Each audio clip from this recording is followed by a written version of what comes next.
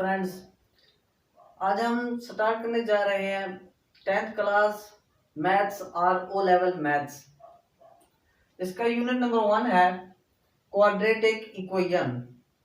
Equation भी पढ़ते हैं, इक्वेशन भी पढ़ते हैं। क्वाड्रेटिक इक्वेशन, दो दर्जी मसावात। ये मैंने इंग्लिश और उर्दू साथ साथ लिखी है, ठीक है ना, क्योंकि इंग्लिश मीडियम भी होता है, उर्दू मीडियम भी होता है। तो हम ऐसा ही करेंगे कि उर्दू के साथ साथ इंग्लिश भी लिखते चले जाएंगे, ताकि चाहे इंग्लिश मीडियम हो चाहे उर्दू मीडियम हो, किसी को भी दुश्वारी ना हो।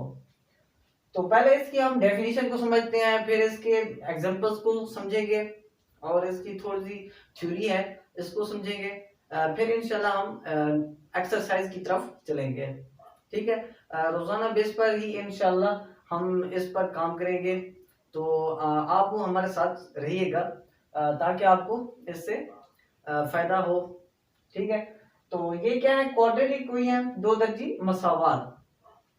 एन इक्वेशन, ये डेफिनेशन है पहली दो। An equation which contains the square of the variable quantity but no higher power is called quadratic equation. ऐसी मसावात जिसमें जो वेरिएबल है वो मुरब्बा पर मुश्तमिल हो। वेरिएबल मिकदार जो है, वेरिएबल क्वांटिटी का मतलब क्या हो गया, मुतगय्यर मिकदार।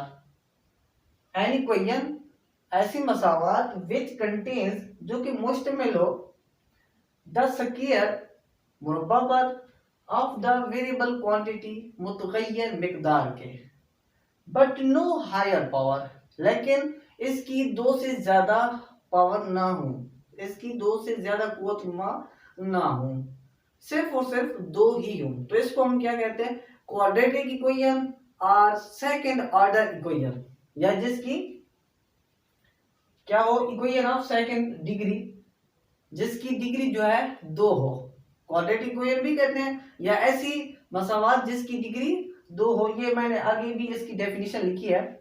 ये इधर ऐसी मसावात जो कि मुतगय्यर मिकदार के मुरब्बा पर मुश्तमिल हो, मगर इसका कुव्वत नुमा दो से ज्यादा ना हो। ये साथ में मैंने उर्दू भी लिख दी है। उसके बाद है तारीफ नंबर 2 है, an equation in which variable has second degree is called quadratic equation। ऐसी मसावात in which, जिसमें वेरिएबल हैज सेकंड डिग्री, मुतगय्यर दो डिग्री पर मुश्तमिल हो, यानी जिसकी डिग्री जो है, ऐसा मुतगय्यर जिसकी डिग्री दो हो, तो वो क्या कहलाएगा, क्वाड्रेटिक इक्वेशन में ही कहलाएगा, ठीक है। तो वो मसावात जो है दो दर्जी मसावात कहलाएगी। ये मैंने इधर उर्दू बेस के साथ में लिख दिया।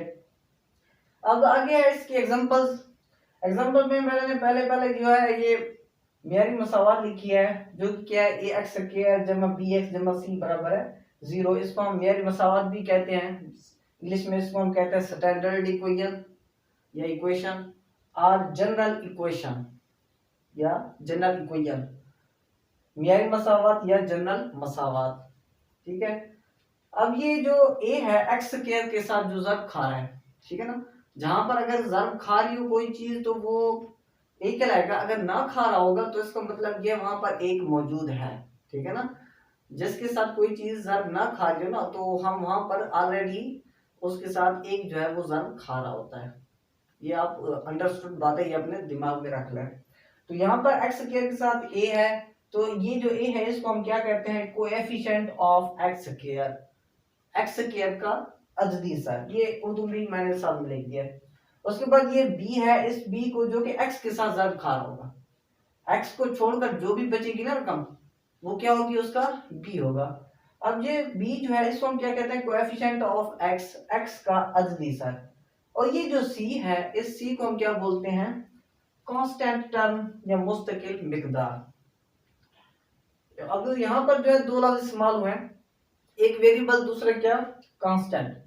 वेरिएबल क्या होता है, ऐसी मिकदार जिसकी वैल्यू जो है तब्दील होती रहे, ऐसी मिकदार जिसकी वैल्यू जो है वो तब्दील होती रहे।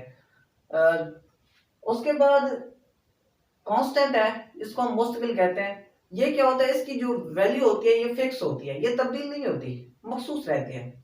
ठीक है ना। उसके बाद है दूसरी इसकी मैंने एग्जांपल दी है 5x² जमा 6x जमा 8 बराबर है 0।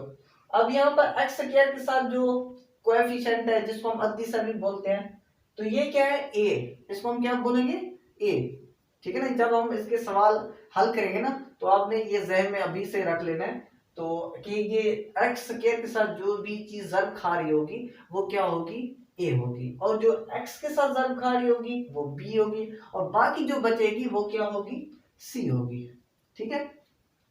अब यहाँ पर एक नोट है, if b is equal to 0 n ax² जमा bx जमा c बराबर है 0। ये जो मैंने जनरल मसावत लिखी है ना, इसमें अगर b को हम 0 रख दें, ये जो b है ना 0 रख दें, जब b को 0 रखेंगे तो इसका मतलब ये हुआ कि ये जो है पूरी की पूरी रकम 0 हो जाएगी ना। जब b जो है ये जहां पर 0 रखेंगे b की जगह पर, तो x के साथ जब ज़र्ब खाएगा तो ये 0 हो गया, ये पूरी की पूरी रकम 0 हो गई। तो जो बाकी बचेगा, बाकी क्या बचेगा यहाँ से, वो बचेगा ax² जमा c बराबर है 0। इसको हम क्या कहेंगे, इसको हम कहेंगे that equation will be called as pure quadratic equation. Pure quadratic equation कहेंगे जिसको हम उर्दू में बोलते हैं खालिस दो दर्जी मसावात। प्योर क्वाड्रेटिक यानी प्योर दो दर्जी मसावात भी बोल सकते हैं, इसको खालिस दो दर्जी मसावात भी कह सकते हैं, ठीक है। यहाँ पर उर्दू में मैंने साथ में लिख दिया। नंबर 2 पे है if a is equal to 0 in ax² जमा bx जमा c बराबर है 0। अगर हम 0 किसको रख दें, यहाँ पर a को रख दें, जब a को 0 रखेंगे तो ये पूरी की पूरी जो टर्म है, पूरी की पूरी जो मिकदार है 0 हो जाएगी। तो बाकी क्या बचा यहाँ से देखें, बाकी बचेगा bx जमा c बराबर है 0। तो इसको हम क्या बोलते हैं, then equation will be called as linear equation. जो बाकी मसावात बचेगी तो इसको हम क्या कहेंगे लीनियर इक्वेशन।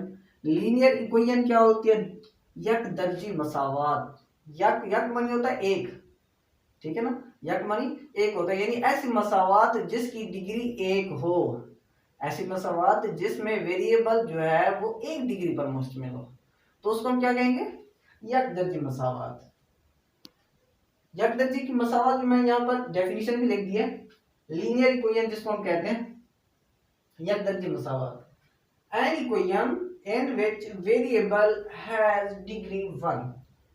ऐसी मसावत जिसमें वेरिएबल मुतगय्यर की डिग्री 1 हो, यानी ऐसी मसावत जिसकी डिग्री 1 हो यक दर्जी मसावत कहलाती है। अब मिसाल क्या है इसकी, 5x जमा 3 बराबर है 0, ये मिसाल नंबर 1 है इसकी। अब यहाँ पर ये देखें x की पावर 1, जिसकी पावर ना हो ना वहां पर 1 होता है, समझ आ रही है ना। तो x की पावर 1, तो ये जो है ये क्या यक दर्जी मसावत है। उसके बाद है y जमा 3 बराबर है 0, y की पावर भी 1 है, ये भी क्या यक दर्जी मसावत है। अब ये यहाँ पर आप गौर कर ले, लाजमी नहीं है कि x ही वेरिएबल हो, y भी हो सकता है, मुतगय्यर जो है वो x भी हो सकता है y भी हो सकता है।